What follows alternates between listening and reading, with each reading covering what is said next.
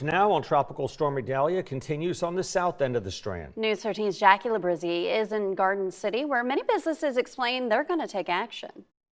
Eagles Beachwear on North Waccamaw Drive says they're boarding up their store, getting sandbags ready, and removing every item off the floor. Eagles Beachwear employee Jessica Ward says the store just reopened in June because of flooding from Hurricane Ian. She says the store is hoping for the best this week. It was bad. Everything was flooded.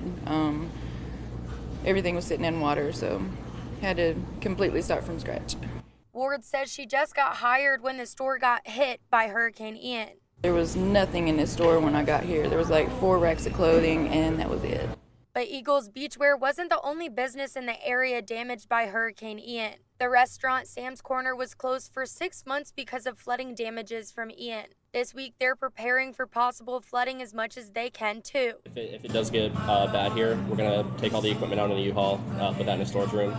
And then, sandbags up at the doors, try to keep the doors closed. That's one of our biggest issues last year was the storm surge. It knocked down the doors and all the water came in.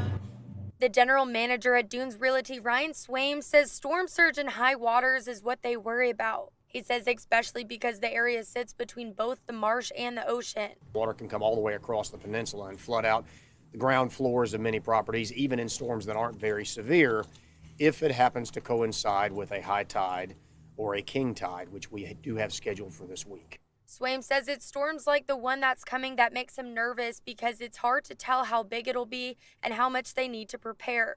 He says Hurricane Ian left 3 feet of water in the office. He adds during a big hurricane, they move everything upstairs and encourages other houses to do the same. The vast majority of houses in Garden City are elevated. They're on driven pilings, which go 30 to 40 feet down to bedrock. There's virtually no danger to the property itself. There can be danger to vehicles if they're there.